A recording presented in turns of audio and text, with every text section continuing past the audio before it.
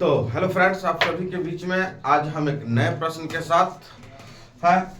Exercise 2.3 class 10th VVIया question है ना।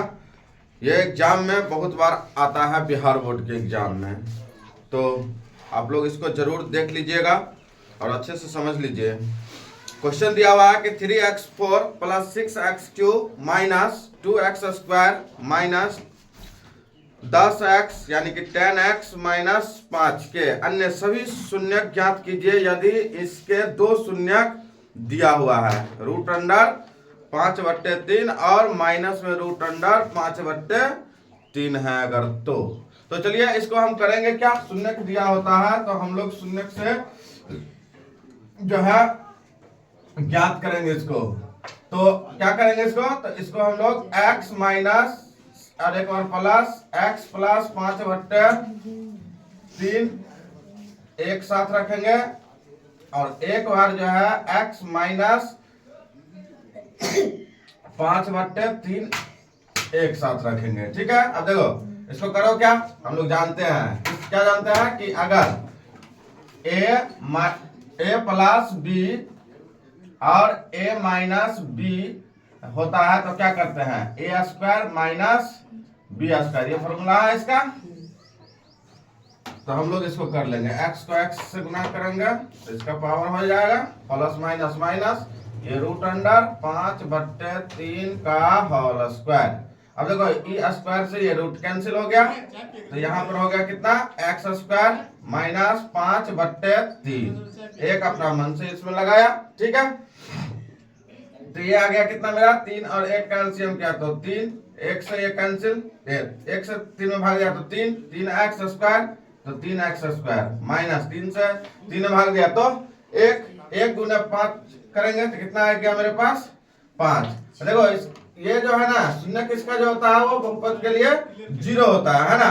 तो हम लोग इसको अगर हम लोग बराबर में भी रखते हैं जैसे कि यहाँ, तो हम लोगों के लिए ये कितना हो जाएगा, ये 0 हो जाएगा है ना।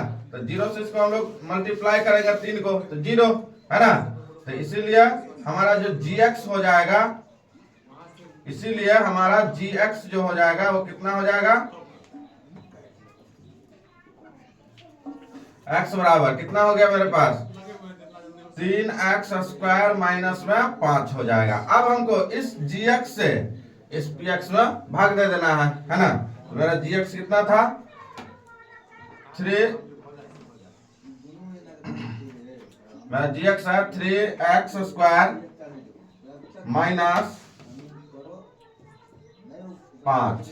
अब भाग देना px में तो 3x का power 4 plus 6x³ minus 2x² minus 10x minus 5। ठीक है, अब इसको हम लोग भाग देंगे तो कितना से देंगे, तो इसको करना है 3x² तो 3x² में है ही तो सीधे सिर्फ हम इसमें क्या करेंगे, सिर्फ जो है इसमें हम लोग क्या कर देंगे, देखो 3x² 3x4 है तो इसमें सीधा हम x² से गुना कर देंगे तो हो जाएगा ये 3x4 है ना।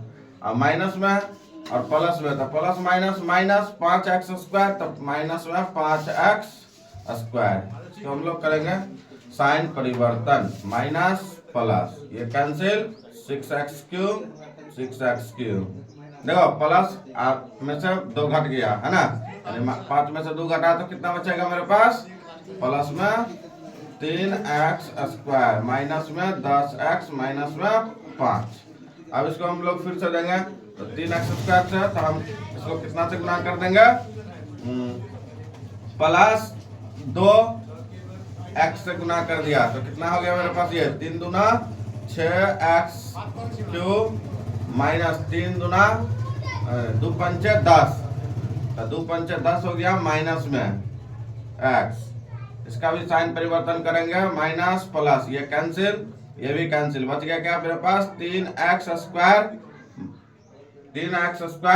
और माइनस में कितना बचा 5 है ना। हम लोग इसको कर देंगे कितना से, इसको कर देंगे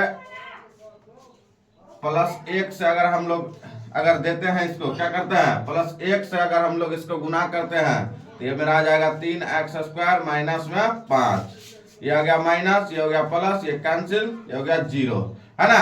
अब इसका क्या करना है, गुणनखंड निकालना है। ये सवाल में थोड़ा सा अच्छा क्वेश्चन है, समझिए इस क्वेश्चन को। और ये क्वेश्चन जो है बहुत ही बेटर है, एग्जाम में बहुत बार ये क्वेश्चन जो है पूछा है। तो इस क्वेश्चन को आप लोगों को बता ही दिया, ऐसे बनाना है। और आगे भी हम लोग करते हैं। इसको क्या करना है जी, अब गुणनखंड करना है, ठीक है। तो गुणनखंड करने के लिए हम लोग क्या करेंगे, इसको x² प्लस 2x प्लस 1। देखो इसको हम लोग अगर हम लोग इससे गुना करते हैं कितना आएगा, हमारे पास 1 ही आएगा। तो हम लोग इसको क्या कर लेंगे, 2 विधि है इसका बनाने का, है ना। दोनों विधि में से हम लोग जो भी इस्तेमाल कर लो चल जाएगा, है ना। तो हम लोग इसको करेंगे क्या, x² है इधर, इसको अगर हम x प्लस x अगर करते हैं, ठीक, तो ये मेरा 2x है। देखो 1 को अगर हम इससे अगर करते हैं, ठीक है, क्या करेंगे, 1 को अगर हम लोग गुना करेंगे, अचर पद से गुना करते हैं ना हम लोग, x² गुणन का, तो उसके से गुना करने पर हमारा जो संख्या था उसको क्या करते हैं हम लोग, एलसीएम गुणनखंड में, है ना।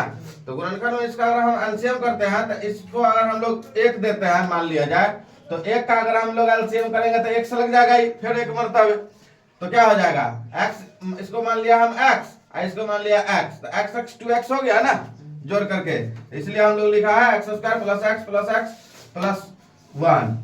अब इसमें हम लोग x कॉमन ले लेते हैं, तो x कॉमन लेंगे तो यहाँ पर बचेगा x, यहाँ पर बचेगा प्लस, आई 1 बच जाएगा यहाँ पे। अब देखो यहाँ पे हम लोगों को प्लस में x प्लस 1 ला रहा है, तो यहाँ पर ले लेंगे 1 कॉमन, तो यहाँ पर हो गया x प्लस 1।